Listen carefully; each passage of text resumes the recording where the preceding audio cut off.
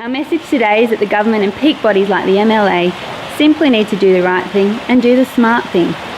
They need to listen to their conscience, transition away from live export and support the smarter alternative, a proud Australian chilled meat trade that saves Australian jobs.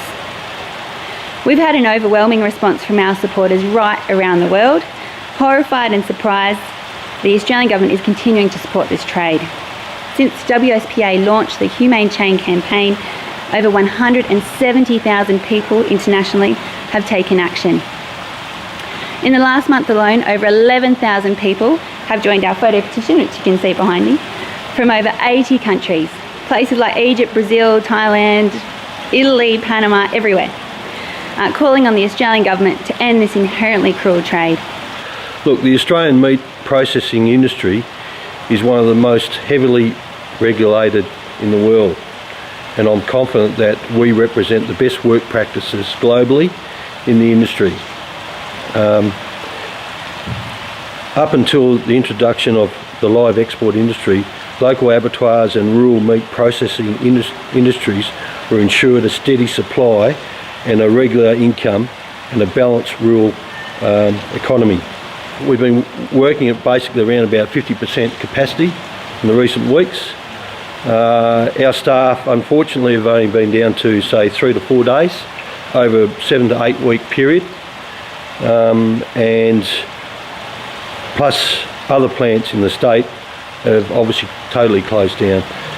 To us that's very important from the fact of a steady trade, and it's certainly, when you think these people have to have an income to support their families, it does affect a lot of the average working people out there. There is nothing stopping the industry from following the New Zealand model of local processing, exporting in a box. I'd just like to make a couple of quick mentions on that. When we process products from a processing plant like ours, we've got 5 products opposed to 1 raw product going out, and their skins, runners, obviously offals, you've got your box meat and also your carcass meat.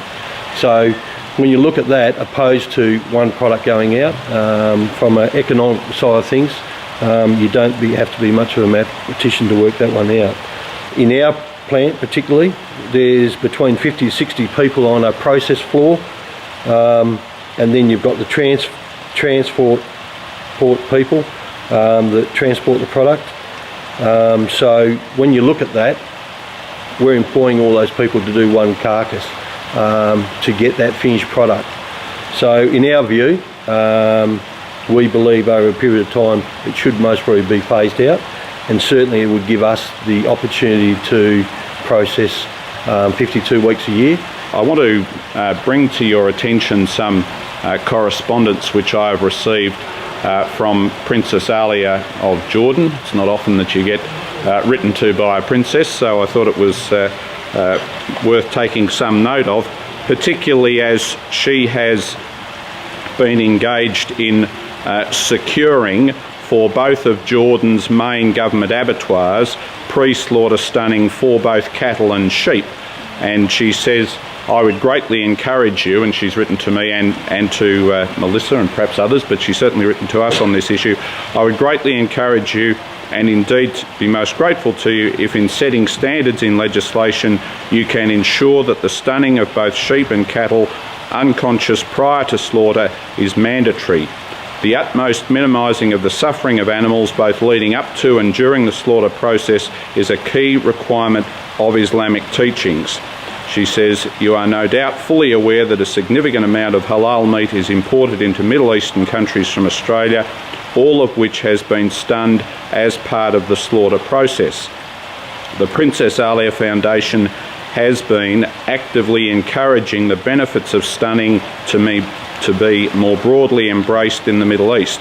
It would greatly assist our efforts were the Australian government to mandate standards that have been scientifically proven to reduce suffering, as well as having growing religious acceptance. And I want to acknowledge the work of the World Society for the Protection of Animals, both in relation to this issue and getting together over 170,000 signatures around the world from 80 countries is a fine body of work, and also your work on behalf of animals on other issues as well. We are pleased to be here to have the opportunity to receive this petition, and it is one of the things which we will certainly bring to the attention of the Minister and also to the attention of the Caucus Working Party, which is looking at live animal export issues. And for my own part, I have found both the animal welfare and economic arguments in favour of a move away from the live export trade towards domestic processing here in Australia, as New Zealand has done, to be compelling.